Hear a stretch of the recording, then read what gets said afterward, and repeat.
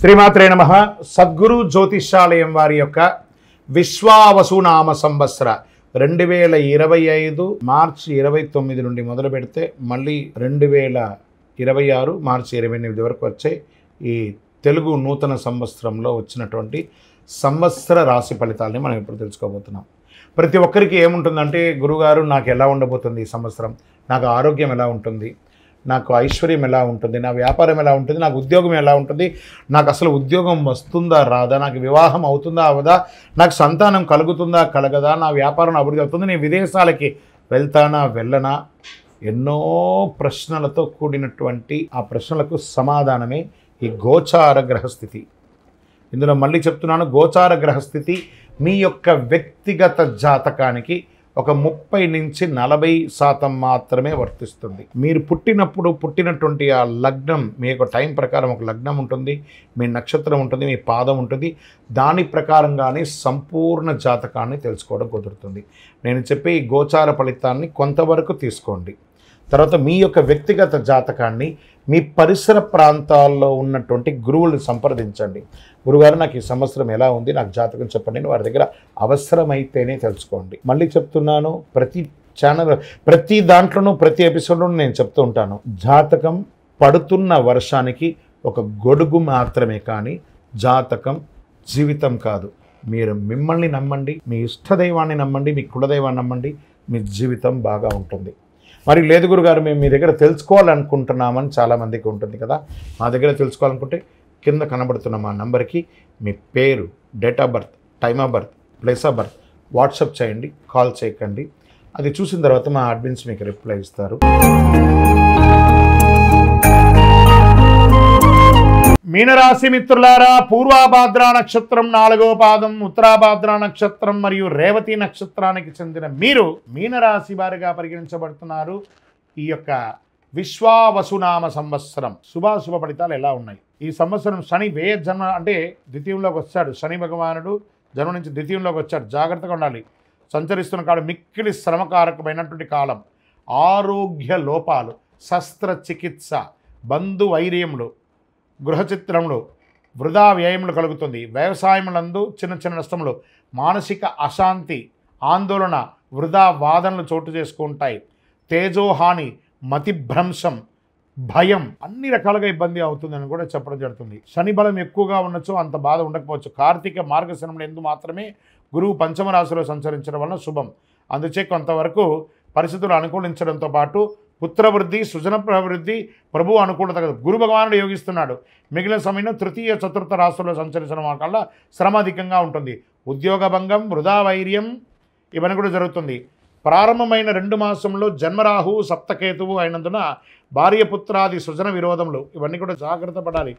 మీనరాశి మిత్రులకి ఈ సంవత్సరం చాలా చాలా చాలా చాలా చాలా జాగ్రత్తగా ఉండవలసినటువంటి సమయం. తప్పదు. ఆరోగ్య లోపం ఎత్తగానే మళ్ళీ చెప్పడం జరుగుతుంది. ఆరోగ్యం గురించి మల్టిపుల్గా చెప్పడం జరుగుతుంది. వైశాఖ బహుళ నుండి ద్వాదశ రాహువు షష్టమ కేతు అయినందున లాభం వస్తుంది, జయం ప్రోత్సాహం కలుగుతుంది. శ్రావణ భాద్రపద మాఘమాసంలో యందు కొన్ని పనులు నెరవేరుతాయి. దీన్ని నక్షత్ర ప్రకారంగా తీసుకుంటే ఇప్పటివరకు రాశి ప్రకారంగా వ్యాపారస్తులకి మిశ్రమం, ఉద్యోగస్తులకి మిశ్రమం, కళాకారులకి యోగం, printing and technology and media వాళ్ళకి చాలా అద్భుతం. అరే ఇక్కడ బాగాలేదండి, ఇక్కడ ఉంటుంది, అలా చెప్పడం జరుగుతుంది. సర్వీస్ సెక్టార్లో ఉన్న వాళ్ళకి ప్రెషర్స్, ఐటీ రంగం వారికి మిశ్రమం, వివాహాది శుభకార్యాలకి కాస్త చాలా కష్టం మీద గట్టెక్తారు. ఉద్యోగం లేని వారికి ఉద్యోగమే లేకపోతే ఏదో ఒక ఉద్యోగం వస్తుంది కదా, వచ్చిన ఉద్యోగాన్ని వదులుకోకండి, జాయిన్ అవ్వండి, అట్లీస్ట్ ఫ్రీ అవ్వండి మెంటల్గా. ఇది మీకు బాగుంటుంది. అన్నిటికంటే మీ యొక్క వ్యక్తిగతమైనటువంటి కాస్మెటిక్స్ అవన్నీ వాడుతుంటారు చూసారా, మీ శరీరానికి కావాల్సినవని, అవన్నీ జాగ్రత్తగా వాడండి. దానివల్ల రియాక్షన్ వచ్చి మీ స్కిన్ మీద ప్రాబ్లం పడే అవకాశాలు ఉన్నాయి. ఓవరాల్గా గమ్ గణపతి నమః, నోరు కంట్రోల్గా పెట్టుకోండి, అన్నీ బాగుంటుంది. నక్షత్రపరంగా తీసుకుంటే పూర్వభాద్ర వారికి సంవత్సర ఆరంభం నుండి వైశాఖ పూర్వార్థం వరకు, తిరిగి భాద్రపద బహుళం నుండి మాఘ పూర్వార్థం వరకు జన్మ నక్షత్రంలో శని, సంవత్సర ఆరంభం నుండి కార్తీక బహుళం వరకు జన్మ నక్షత్రం నందు రాహు సంచరిస్తున్నాడు. ఉత్తరాభాద్ర వారికి వైశాఖ బహుళం నుండి భాద్రపద బహుళం వరకు జన్మ నక్షత్రం ఎందు శని సంచరిస్తున్నారు. రేవతి వారికి మార్గశిర శుక్లం నుండి సంవత్సరాంతం వరకు నైదన తార యందు కేతువు సంచరిస్తున్నారు. సంవత్సర ఆరంభం నుండి ఆషాఢ బహుళం వరకు కేతు మీద కలదు. ఈ సంవత్సరం మీరు శని గురువులకు శాంతులు చేసుకోవాలి, తప్పదు. మీ లక్కీ నంబర్ 8 మరియు 9 అనిగా చెప్పడం జరుగుతుంది. మీ వయస్సు ఎంత ఉందో అన్ని దీపాలను ప్రతి శనివారం అవకాశం ఉంటే ఒక 19 శనివారాలు మీ వయసుకు తగ్గట్టుగా అన్ని వయసులో నువ్వుల నూనెతో దీపం వెలిగించండి. మీ ఇష్టదైవ ప్రార్థన, కులదైవ ప్రార్థన చేయండి. బ్లూ కలర్ ఎక్కువ వాడండి, గ్రీన్ కలర్ ఎక్కువ వాడండి. అవసరం ఒక పేదవాళ్ళకి ఒక చెప్పులు దానం ఇవ్వండి. 9 అనే సంఖ్య. మంచినీళ్ళు ఏర్పాటు చేయండి, మజ్జిగ ఇవ్వండి, పానకం ఇవ్వండి. ఇవన్నీ కూడా చాలా మంచిది అన్నమాట. ఈ యొక్క సమయంలో మీనరాశి మిత్రులారా, మీరు బాగా ఉండాలని నేను మనస్ఫూర్తిగా కోరుకుంటున్నాను. ఏది ఉన్న ధైర్యం ఉంటుంది. భగవంతుడు కొంచెం ఇబ్బంది పెడతాడు కానీ వదిలేయడం మనల్ని. కాబట్టి జాగ్రత్తగా ఉండండి. ప్రతి దాంట్లోనూ అప్రమత్తంగా ఉండాలి. అందులోనూ ఆర్థికమైనటువంటి లావాదేవీలు వచ్చేటప్పుడు, సంతకాలు పెట్టేటప్పుడు, డాక్యుమెంట్ చేసేటప్పుడు లేదా ఇవన్నీ జాగ్రత్తగా. కోర్టు కేసుల వ్యవహారాల్లో మిశ్రమ ఫలితాలు కనబడుతున్నాయి. కాబట్టి అన్ని రంగాల్లోనూ జాగ్రత్త జాగ్రత్త జాగ్రత్త. ఇవన్నీ తొలగడానికి ప్రార్థన చేస్తాం భగవంతుణ్ణి. మీరు కూడా ప్రార్థన చేయండి. అతి శక్తివంతమైనటువంటి ఈ కరుంగాళిమ్మాలను ధరించండి. ఆయురారోగ్య ఐశ్వర్య భోగభాగ్యాలను పొందండి.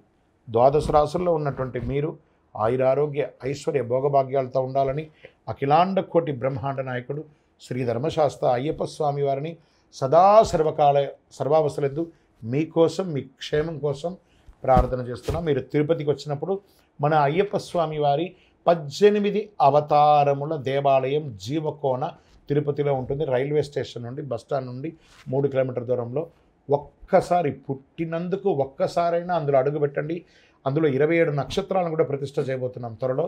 మీరు వచ్చి దర్శనం చేసుకోండి. మీ యొక్క దోషాలన్నీ తొలగి ఆనందంగా ఉండండి. వందే మాతరం, వందే మాతరం, వందే మాతరం. శరణమయ్యప్ప.